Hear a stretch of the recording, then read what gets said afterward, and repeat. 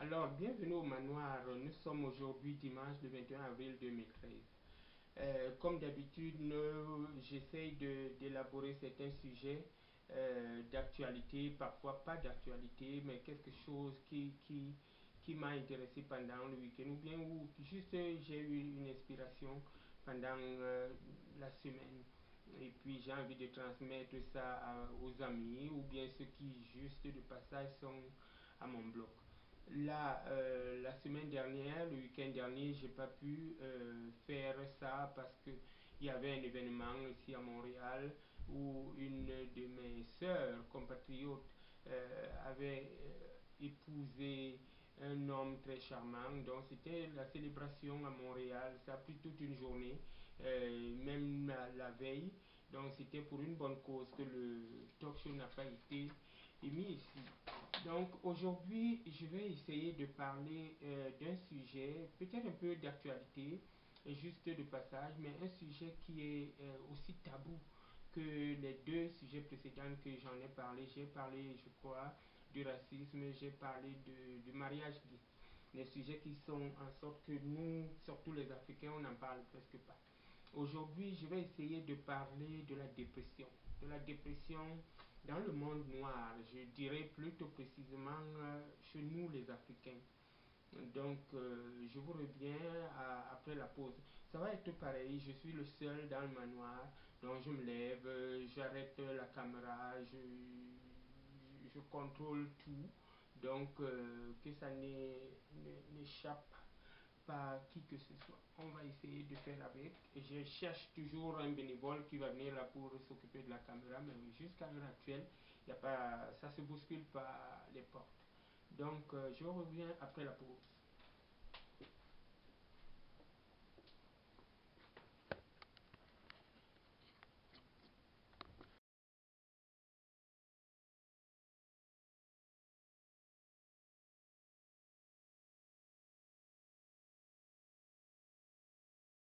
Alors, bienvenue encore. Dans l'actualité aujourd'hui, c'était les funérailles de Madame Thatcher à Londres, où il y a eu pas mal de monde. Nous avions eu notre représentant, ça veut dire que le Premier ministre, Stephen Harper, s'est rendu sur place, et puis, paix à son âme. Et puis, quelque chose de choquant aussi qui s'est déroulé hier, je veux dire avant-hier, avec le marathon de Boston qui s'est terminé en tragédie. Et puis là, actuellement, on parle de 3 morts et puis plus de 173 blessés. Vraiment une situation un peu catastrophique pour un événement aussi préparé chaleureusement pour le monde qui s'était mis à le faire. Donc on peut juste prier pour la famille des victimes et puis du courage à ceux qui souffrent actuellement parce qu'il y a des blessés graves quand même. Donc c'était ça. En actualité, c'est tout ce que j'ai à dire aujourd'hui.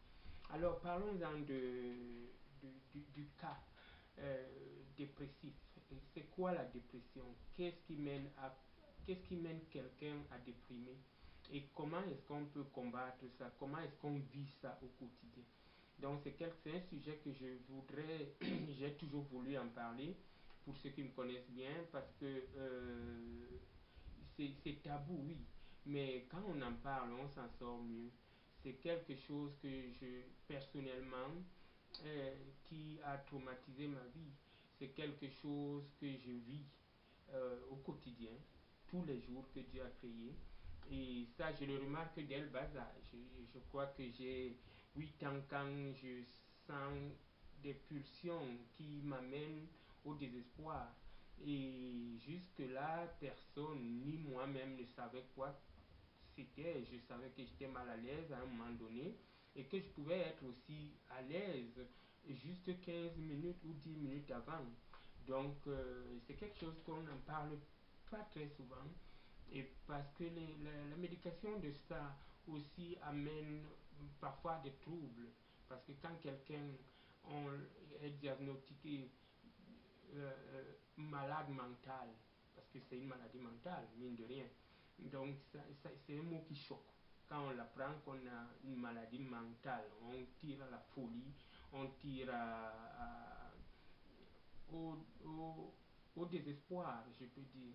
Donc, comment est-ce qu'on le ressent? Ça veut dire que quelqu'un qui est dépressif, c'est quelqu'un qui très souvent est flamboyant, très souvent pour les gens qui l'entourent, croit que tout va bien. Parce qu'il cherche un peu l'attention, il essaye d'aller au maximum de son but. Moi, personnellement, je suis quelqu'un de très flamboyant, quelqu'un qui adore la vie quand ça va très bien. Mais ça ne n'empêche que 2 minutes plus tard, quand tout allait bien, que je sombre dans le noir. Ça veut dire que je suis chez moi, on n'a plus envie de voir qui que ce soit, on a peur même de la lumière, on a peur de l'ampoule qui va exploser d'un moment à l'autre, on a peur du téléphone qui va sonner, on ne veut pas ouvrir sur la personne qui cogne alors qu'on a besoin de lui. Donc très souvent, euh, on se retire. Quand on est dans cet état de désespoir, on se retire du monde qu'on aime. Euh, on ne veut plus, je peux dire, pour ne pas être choquant, on ne veut plus exister. On ne veut plus exister, on veut juste ne plus être là. Alors qu'il y a quelques minutes plus tôt, on était bien. Et c'est un malaise qui va jusqu'au fond de soi-même, et à un niveau qu'on ne peut plus contrôler. Bon, on espère que avec le temps, ça va passer. Ça peut durer 2 jours, une journée, ça peut durer une semaine. J'ai eu des cas où j'ai eu des moments où ça a tiré pendant une semaine où je ne voulais pas voir qui que ce soit. Alors, comment est-ce que je parviens à vivre avec? C'est là le problème. Parce que j'ai essayé tout, j'ai fait de la médication, j'ai pris les cachets, les pilules et tout, mais je voyais que ça ne changeait rien du tout. Ça veut dire que ça c'est mon cas personnel, et je cite, ça n'a rien à voir avec, je ne critique pas le monde médical, je crois qu'il est très très important de suivre les thérapies, mais moi personnellement, j'ai appris par rapport à un show que j'avais visionné une fois, c'était chez Oprah, je crois, où quelqu'un disait avoir le contrôle de sa dépression. Et je l'ai bien écouté. Je l'ai bien écouté et je me suis dit, qu'est-ce qu'il fait? Qu'est-ce qu'on peut faire? Une semaine après, je quitté les médicaments. J'ai juste arrêté de les avoir. Au, au, Pas avec l'avis de mes médecins qui me suivaient en ce moment-là. Et ils ne voulaient pas que je quitte, mais j'ai décidé juste que je voulais suivre l'exemple, je voulais contrôler le système, mon système immunitaire, je voulais voir comment mon corps va réagir.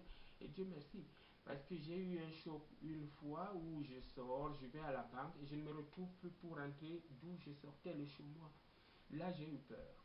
Parce que à un moment donné, on a juste, on ne sait plus, on est perdu, on a les vertiges, on a envie juste de s'éliminer. Et ce qui est lamentable, il y en a d'autres qui sont partis jusque-là. Mais j'ai eu de la chance d'avoir arrêté ça avant le temps. Donc j'ai arrêté les médicaments. Je me suis dit, je me prends en main, j'essaie de contrôler, je me mets avec tout ce que je peux trouver de positif dans ma vie. Ça veut dire que je suis quelqu'un, j'aime vivre seul, ça va, et j'ai du monde, j'aime être entouré avec du monde quand je peux, et ça, j'arrive à le faire. J'aime être flamboyant, j'aime le faire, et je le fais. Et j'ai juste appris à apprécier ce que j'ai. Par exemple, au niveau de mon travail, c'est un travail que j'ai jamais fait et que j'ai eu du mal pendant un temps, un long moment même, à m'adapter avec la situation. Je ne me plaisais pas avec le travail, je ne me plaisais pas avec l'environnement, je me sentais détaché et impliqué dans une situation où je ne pouvais pas contrôler. Qu'est-ce que le bonhomme disait, je ne me rappelle plus de son nom malheureusement, qu'il disait en ce moment-là, c'était d'apprendre à s'aimer et d'apprendre à aimer ce qu'on a. Donc, du coup, j'ai apprécié le travail que je faisais et je l'ai fait mieux.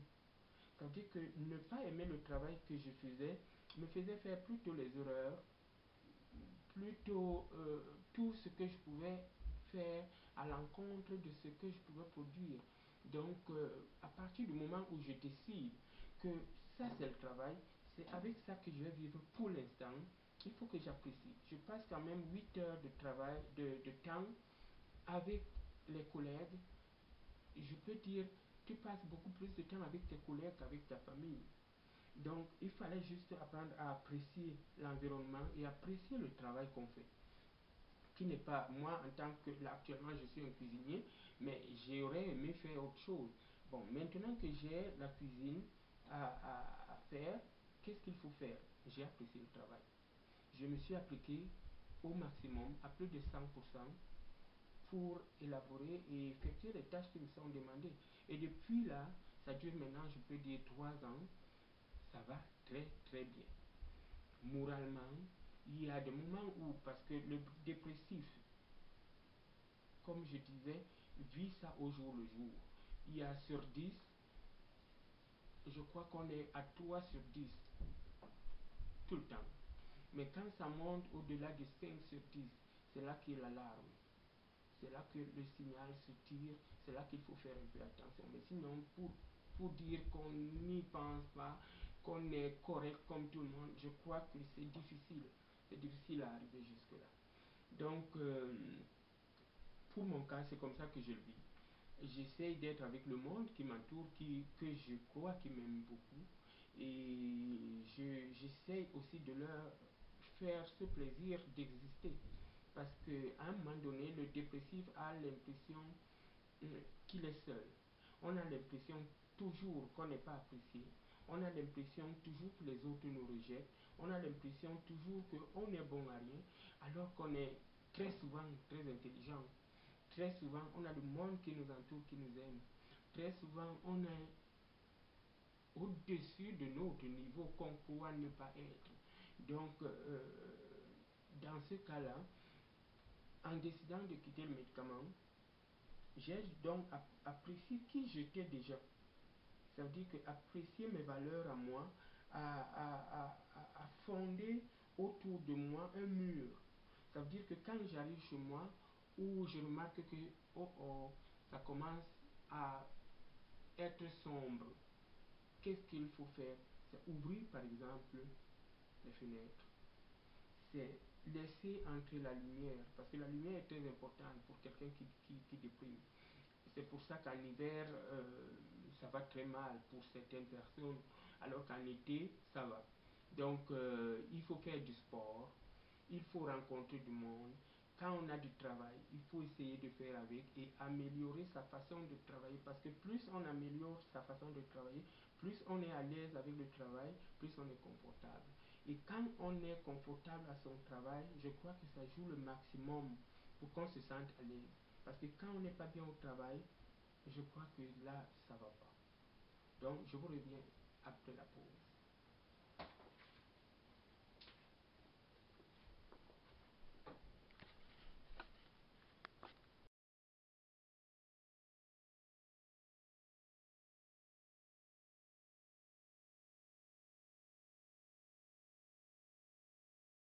Alors, merci de revenir. Donc, je reviens toujours dans notre sujet de dépression qui est, c'est un sujet un peu triste, mais il faut en parler. Moi, j'aime en parler des sujets comme ça que beaucoup de gens n'aiment pas, surtout dans ma communauté parler. Donc, on essaye tout simplement. Parce que quand on parle de dépression, on a l'impression que peut-être que ça touche un certain rang social, mais ça n'a rien à voir. La dépression touche tout rang social, qu'on soit milliardaire, surtout quand on est milliardaire, ou qu'on soit un pauvre, tout simplement, ou de la classe moyenne. Ça n'a rien à voir. Parce qu'on a vu le monde qui était riche, que nous, on croyait qu'ils avaient tout à leur portée, de l'argent, de la beauté, de la famille et tout, et subitement, du jour au lendemain, on vous dit qu'il s'est suicidé. Donc on essaye juste de ne pas aller jusque-là parce que quelqu'un qui est dépressif, moi, dans mon cas, il y a eu des moments où j'ai essayé ou bien que j'ai eu l'idée de ne plus être là. Mais il y a toujours un signal, il faut appeler au secours. Alors pour les gens qui, si par exemple un conseil que je donne, si vous avez quelqu'un qui souffre de la dépression, qui n'a pas envie de voir qui que ce soit, au contraire, c'est une personne qui a envie, qui appelle au secours. Parce que quand il refuse de répondre au téléphone, c'est que ça va mal. Quand il refuse d'ouvrir sa porte, c'est que ça va mal. D'où tout ce que vous pouvez faire, c'est d'aller sur place. Si vous restez chez vous en disant que il ne veut voir personne, c'est une erreur. Ça veut dire que cette personne, c'est un signal d'alarme qu'il tire. Il a besoin de soutien. Il a besoin qu'on l'appelle. Quoi qu'il ne répond pas au téléphone, allez sur place. Cognez sur place et puis parlez-en. Parlez-en. Il ne faut pas brusquer. Par exemple, quelqu'un qui, moi, de l'expérience, j'ai eu des mots très durs par rapport à certaines personnes qui trouvaient que je cherchais juste de l'attention, par rapport à certaines personnes qui disaient que bon, s'il veut vraiment mourir, bon, il peut mourir. Donc ça, c'est ça, c'est le cas. On n'a pas besoin de mourir, ça c'est tout, ça c'est sûr. Mais à un moment donné de la vie, on n'en peut plus. C'est ça qui fait en sorte qu'on déprime. Parce que quand moi je dis qu'à 9 ans déjà je sentais des pulsions, pourquoi à 9 ans on a envie de se suicider? C'est qu'il y a quelque chose quelque part. Parce que dès l'enfance, tu sens qu'il y a quelque chose. Mais quoi cette chose? Est-ce que tu peux discuter? Est-ce que tu peux parler de ça? Il faut trouver quelqu'un de confiance à qui s'ouvrir. Une seule personne peut sauver la vie. Rien qu'en parlant à une seule personne. Tu sais, ok, une personne qui va t'écouter. Ça peut même ne pas être un médecin, ça peut même ne pas être quelqu'un du corps médical, mais une seule personne, que ce soit un membre de famille, que ce soit un ami, confiez-vous à quelqu'un pour quelqu'un qui est déprimé. Et si vous remarquez que quelqu'un déprime, essayez un peu d'entrer dans le profond de la situation pour essayer de le faire s'ouvrir à vous et qu'il vous confie. Parce que tant que c'est encore à l'intérieur, parce que quelqu'un qui déprime et qui sait par exemple, disons du côté maternel ou paternel, que pour faire plaisir à sa mère, il va dire quelque chose qui lui fait plaisir et puis sa maman va sourire et on n'en parle plus. Mais tant que qu'il est rongé à l'intérieur, ça persiste. Le vice persiste. Et puis un jour, du jour au lendemain, ça déborde. Et puis parfois, on arrive à une faiblesse qui est soi-disant par les autres de la lâcheté, parce que nul n'est autorisé à se prendre la vie. Nul n'est autorisé à se prendre la vie. Parce que nous sommes là, c'est pour quelque chose. You know, comme en anglais on dit, we're here for purpose. Si tu es né, ça veut dire qu'il y a quelqu'un qui t'a créé. Et ce fruit est un don de Dieu, d'où il faut le respecter. Personne n'a le droit de s'enlever la vie. Personne n'a le droit d'enlever la vie à quelqu'un. La vie, c'est un don qu'il faut respecter. Anyway, on va mourir. Anyway. Donc, quoi que tu fasses, un jour tu pars. Donc, merci pour ce chapitre pour aujourd'hui. Et puis, j'espère que quelques mots là aideront à quelqu'un qui connaît quelqu'un qui souffre du malaise ou bien qui lui-même souffre du malaise et cherche avec désespoir de l'aide. Il faut toujours avoir de l'aide, il faut chercher de l'aide, aller dans les églises, aller parler à un ami, une amie, à sa femme, à ses enfants, à son conjoint, à ses parents. C'est très important, il faut en parler. Donc, merci pour un sujet comme ça. Et le manoir continue avec un talk show qui, après ces pauses, ça va être un peu plus gai. Merci.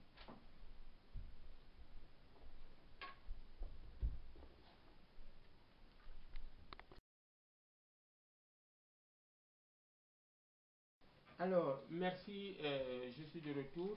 Là, on va parler d'un sujet, un sujet qui est plus gai que le sujet précédent. on va parler de la beauté au masculin.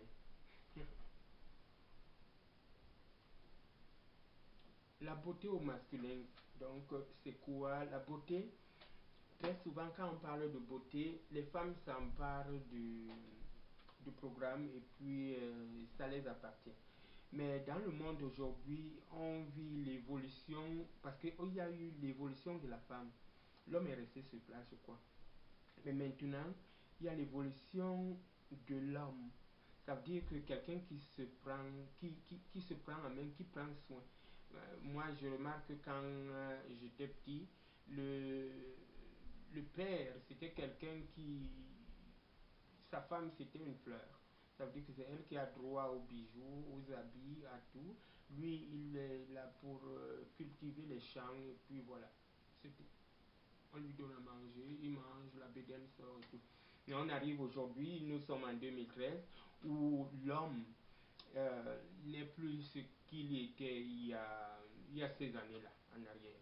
Donc, moi, personnellement, très souvent j'aime parler personnellement parce que je connais comment je fonctionne. J'arrive, comme ils appellent avec les Anglais, middle age man. Donc, tu arrives à un niveau où les années sont là. Mais qu'est-ce que tu fais avec? Parce que j'ai certains de ceux qui suivent mon blog, ceux qui me suivent dans Facebook, qui me disent ah, tu vieillis pas. Qu'est-ce que tu fais? Et j'ai toujours dit un jour je vais un peu dire à peu près. Peut-être que je fais quelque chose d'extraordinaire que moi-même je ne sais pas. Mais je crois que je n'ai pas quelque chose de spécifique. Ce que je fais dans ma vie, que j'ai commencé à contrôler il y a très très longtemps, l'alcool, je touche pas. La cigarette ou la drogue, je touche pas. J'essaye de maintenir un régime alimentaire que je trouve un peu contrôlé. Je contrôle ce que je mange. Parce qu'on dit souvent que you look like what you eat. You eat fat, you're gonna be fat. You eat slim, you're gonna be slim. Donc, j'essaye de faire juste attention à ça. Et puis, quand les gens me disent que oh, tu vieillis pas, parfois je rigole un peu parce que je vieillis, comme tout le monde, mais peut-être bien, parce que je suis en contrôle. Le corps est la seule chose que, il n'y a que toi qui contrôle ton corps. Moi, c'est la seule chose que je suis le commandant de bord, c'est moi qui le dirige, c'est moi qui le contrôle. Il n'y a personne d'autre qui peut m'aider pour ça. Je peux avoir les conseils, je peux lire le journal, le magazine, tout ce qu'on dit là. Tant que moi-même, je n'ai pas encore pris la décision, il n'y a rien qui marche. Donc, c'est ça. Aujourd'hui, je suis un grand-père à part entière et je ne nie pas d'atteindre un âge ou un âge mature. Très souvent, j'ai même l'impression quand nous sommes dans une salle, je me sens vieux, je me sens le plus vieux de la salle. Même ceux qui sont mes aînés, j'ai l'impression que c'est moi l'aîné. Donc, hors de là, si je garde par exemple l'allure que j'ai, ça n'a pas, c'est pas question de vouloir rester jeune, mais je ne veux pas aller à la tombe avant le temps. C'est ça. Ça veut dire que l'homme a changé. Ça veut dire que, par exemple, aujourd'hui, un homme de 40 ans n'est plus ce qu'il y avait, ce qu'était un homme il y a 20 ans. On a tout le nécessaire. Ça veut dire que le make-up est là, les make-up sont là, les parures, quelque chose de fou, ils sont là. On ajoute avec l'ensemble de ça, ça fabrique quelqu'un que quand il est là, il n'est pas négligeable. Il y a les crèmes, il y a des accessoires de mode qui font en sorte que si tu calcules très bien, si tu essayes de vivre un peu sainement, tu as de longues journées devant toi. Donc, moi, un conseil que je peux donner, je ne crois pas que j'ai de conseils à donner à qui que ce soit, mais la façon, si quelqu'un veut savoir comment je fais pour rester comme je suis depuis un certain temps, ça fait quand même longtemps que je roule ma bosse, si quelqu'un veut savoir comment je fais pour rester aussi ce que le monde dit rester jeune, bon ben je vais dire, parce que après ça je vais faire défiler certaines images que j'ai que j'ai collectées par mes images à moi que j'ai collectées depuis un certain temps, que ce soit au gym, que ce soit ce que je peux manger. Donc moi je dirais que je fais attention à ce que je mange. Comme on dit, you look like what you eat. J'essaie de pas trop manger de gras, mais je mange presque tout. Je n'ai pas une restriction à quoi que ce soit. Je mange du gras, je mange du chocolat, du beurre, de la margarine, de n'importe quoi qui me tombe sur la main. Mais il y a ce qu'on appelle portion contrôle. Portion control. Donc ça veut dire que s'il y a quelque chose à dire à quelqu'un, je dirais que l'ensemble de ton repas ne doit pas dépasser 600 grammes un repas. Mais essaye de ne pas faire ce qu'on appelle le diet. Parce que ça ne sert à rien de se mettre en régime, de se priver de manger. Et après, quand on mange dans la soirée, on regroupe tout ce qu'on a fait et on produit du gras. Donc, j'essaie de manger un peu sainement. Quand je suis chez quelqu'un, je ne contrôle pas ce qu'ils ont mis dans leur nourriture, je mange. Mais dès que je reviens chez moi, je redeviens en contrôle. Donc, ça, je n'y peux rien. C'est comme ça, j'ai toujours vécu comme ça depuis un certain temps et c'est comme ça. Et le sport est pour moi plus que, plus que l'exercice physique, c'est une thérapie. Il me faut aller au sport. Comme je disais avant là, quand on est dépressif, je suis quelqu'un, un dépressif né. Donc le sport pour moi, ça m'aide à juste respirer, à rester là. Et alors, si ça soigne encore mon corps, que ça reste un peu ferme, entre parenthèses, je dis pas non. Et puis, et comme je disais, ce que les gens peuvent un peu négliger, il faut adorer son environnement. Il faut aimer ce qu'on a. Il faut s'aimer d'abord soi-même. Parce que quand on ne s'aime pas soi-même, je ne crois pas que quelqu'un vous aimera. D'autres qualifient ça de narcissique. J'accepte. Et je crois que c'est une qualité. Il faut aimer. Quand tu te regardes au miroir et tu te détestes, il n'y a pas pire. Il n'y a pas pire. Donc moi, dans mon cas, je m'apprécie moi-même, j'adore moi-même. Ça veut dire que il y a d'abord moi. Après le reste, on essaie de contrôler. Donc c'est tout ce que je peux dire aujourd'hui quand il s'agit de la beauté de l'homme. Et puis comme je disais, il y a les paillettes, il y a les accessoires, il y a des crèmes. Les hommes, mettez-vous à l'ordre. Parce que une femme, ce que les gens ne savent pas, la femme aime ce genre d'homme qui prend soin d'elle. Ils aiment ça. Ils aiment ça. Essayez de faire ça, vous allez voir. Donc, merci. Au retour, on va parler de mon sujet préféré, du gossip. Du gossip. Ça veut dire que le Congo-ça, comme on l'appelle chez moi là, le Congo-ça, on va le faire là maintenant là.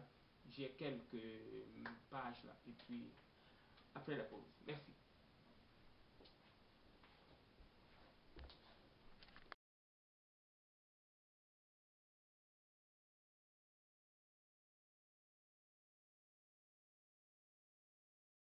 Alors, bienvenue à notre page, comme j'appelle, Hot, la Gossip Express. Donc, avant de parler de ça, je vais parler d'abord de quelque chose un peu de spécial qui m'est revenu là. Juste pendant la pause, j'ai pensé à ça. Du bénévolat. Donc, le bénévolat, c'est quelque chose qui est très très important dans la vie de soi déjà et puis de l'entourage. Pourquoi est-ce que je parle ça? Moi, je travaille dans une organisation qui utilise beaucoup de bénévoles. Et c'est comme ça que j'y suis arrivé là. Donc, moi, je suis arrivé là, j'étais presque perdu. J'arrive dans cette maison et puis je dis, je peux faire du bénévolat. Je fais du bénévolat. Et aujourd'hui, je suis un cuisinier à part entière. J'ai été formé et le résultat est là. J'appelle tous les jeunes ou vieux même à faire du bénévolat parce qu'on dit de faire ça même après sa retraite. Ça aide, on apprend et puis la mémoire, c'est quelque chose, le cerveau, c'est quelque chose qui se rajeunit en apprentissage. Donc, disons, vous avez 70 ans, vous mettez à apprendre une langue, il n'y a pas mieux à bénéficier que ça. Donc là, il y a là, comme ici, là, c'est noté là, une solution pour s'adapter à la retraite. Il y a d'autres qui s'ennuient chez eux parce qu'ils ont pris la retraite, quoi que la fin du monde est arrivée et ils meurent plus tôt. Alors que si vous faites du bénévolat, vous rencontrez du monde, ça vous jubile encore un peu plus. Et donc, j'encourage tout le monde à faire du bénévolat s'ils peuvent. Et si quelqu'un veut faire du bénévolat, il me contacte moi, parce que moi, je suis le centre. Et là, maintenant, on va parler alors maintenant de notre page Gossip. Ça, c'est ma page. Ici, là, j'adore ça. Ça, c'est quelque chose que je peux faire tous les jours. Je ne suis pas fatigué. Parce que le gossip, c'est quelque chose, très souvent, c'est le mensonge. Mais c'est tellement excitant qu'on aime lire ça. Là, il y a Angelina Jolie. Ça, c'est sérieux, là. C'est même pas du gossip, là. Je ne sais même pas pourquoi on a mis ça sur la page gossip. Parce que ça, normalement, ça mérite une page spéciale. Parce que là, elle fait quelque chose d'extraordinaire. Elle s'attaque à la violence sexuelle. Donc, elle était à Londres, elle a rencontré William Hague, qui est là-bas ministre des Affaires ou secrétaire des Affaires étrangères, quelque chose comme ça, en Angleterre, pour lutter contre ce fléau.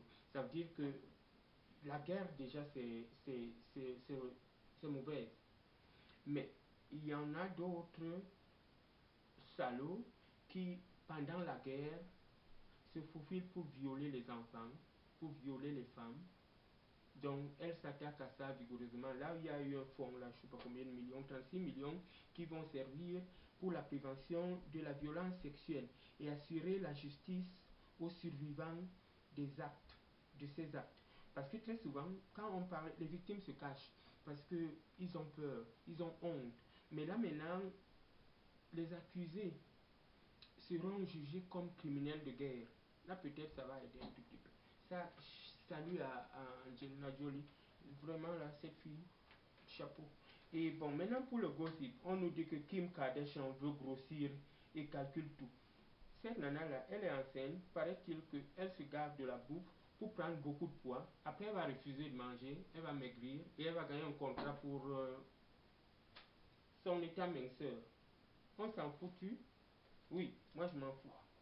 Alors Madonna qui rejette le Kabbali. Kabbali c'est quoi? Je ne sais même pas. Mais il paraît que c'est une tradition historique du judaïsme dans laquelle Madonna est depuis je sais pas quand là.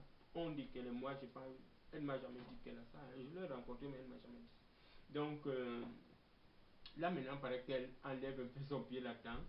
Dans ces organismes qu'elle a au Malawi là-bas, il y avait du monde qui était dans cette tradition qu'elle a tout foutu dehors. Et elle a embauché les gens qui n'y sont pas. Et on ne comprend plus rien. Parce que l'autre fois, c'est Tom Cruise quote qu'on avait écrit que lui non plus, il commençait à un peu enlever le pied parce que depuis qu'il est dans ce truc, il a divorcé 3 fois. Donc le pauvre, ça ne marche pas avec ce truc. Là, il y a la plus grande peur de Kristen Stewart. Kristen Stewart, c'est qui? C'est une fille là, une actrice là qui sort là avec Robert Pattinson. Mais on s'en fout. Oui, on s'en fout. Là, il y a une nouvelle vidéo. C'est qui fait ça qui fait malheur. Gangnam Style là qui danse toute la con dansait dans mon pays, je sais pas, il y a peut-être 20 000 ans. Il a sorti ça, maintenant ça fait un boom, il y a beaucoup de gens qui regardent ça. Bon, mais j'attends, je vais regarder aussi le nouveau là, la nouvelle danse qu'il a sorti là pour voir si c'est pas encore quelque chose que j'ai déjà vu. Là, il y a Paul McCartney, qui est l'homme, le musicien le plus riche de l'Angleterre depuis 25 ans. Ok? J'ai rien à dire par rapport à ça. Snooki, Snooki, Snooki. Maintenant, on la traite d'anorexie. Cette fille, quand elle était un peu volumineuse, là, tout le monde se foutait de sa gueule.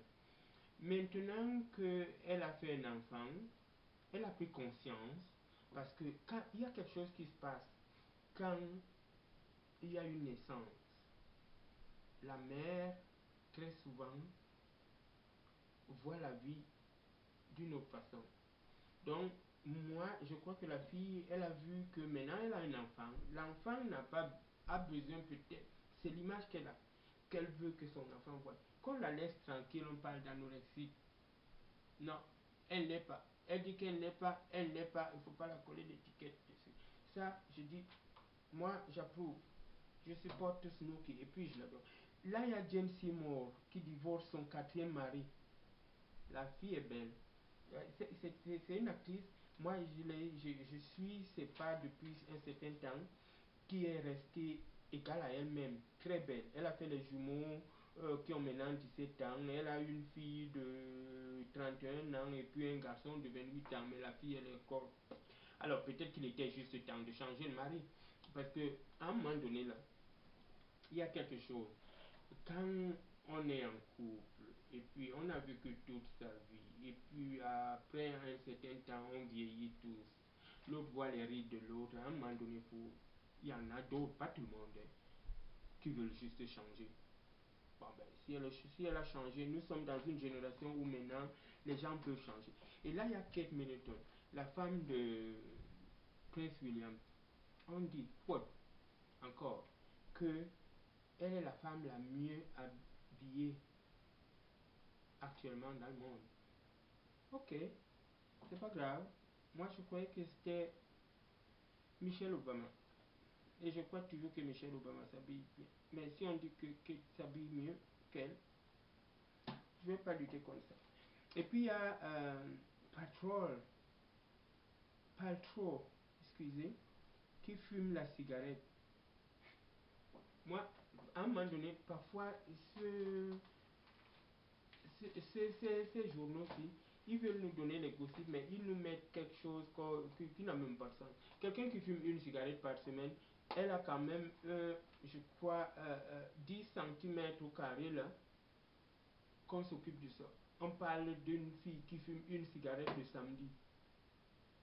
Et là maintenant, ça tire l'attention parce qu'elle a une vie saine. Alors maintenant, peut-être qu'elle n'a même plus une vie saine parce qu'elle fume une cigarette. Elle a fumé une cigarette et puis quoi? C'est pas intéressant là. Fait qui croit trouver un papa parfait. Toutes les femmes qui ont eu des grossesses croient que leur partenaire est un papa parfait. Jusqu'à ce que après on nous dit que les deux ne sont plus ensemble. Je ne nie pas, mais très souvent, surtout dans le monde à Hollywood, c'est comme ça que ça se passe. Alors, chanter tout le temps que oh, j'ai un mari parfait, j'ai une femme parfaite, très souvent quand ça fait comme ça, 6 mois après ça n'existe plus. Là, c'est Selena Gomez qui vient au Centre Bell. Bien fait pour vivre. Bye bye. Donc, pour l'instant, c'est fini aujourd'hui. C'est tout ce que j'avais à vous dire. Et j'espère qu'on va encore se voir prochainement, le week-end prochain. Donc, je souhaite bonne chance, bonne vie à tout le monde. Donc, à très bientôt. Et merci pour ceux qui suivent ce blog. Je vous aime. Au Canada et ailleurs, goodbye.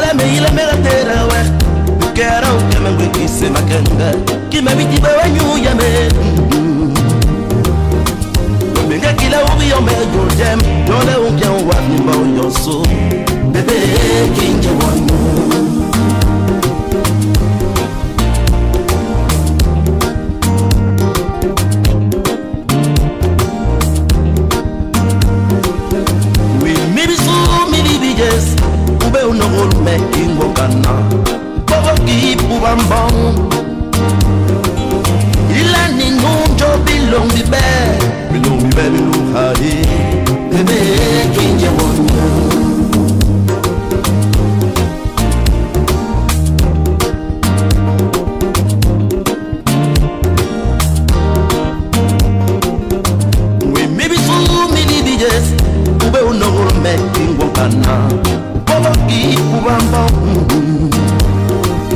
Il est ni mundo bilong bibe bilong ai bebe ki jamangu maiba mana metiwe bibili elintenga ngare ile yimura yene pango n'entend pas les ondiers bibili elinsencheri yene ile yimura yene pango maiba mana metiwe bibili elintenga ngare ile yimura yene pango n'entend pas les ondiers bibili elinsencheri yene il est Yirura, il n'est pas l'eau.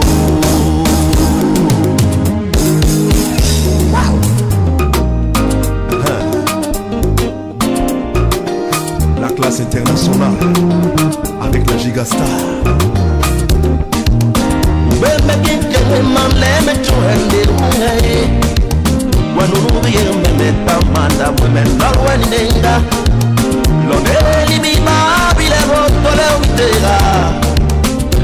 Bébé, tu as toujours ta place dans mon cœur. Bébé, qui t'aime, mais tu rendes bourré. Wanourouye, même ta manda, baby, baby, folle, man. L'on est libi, baby, la vote,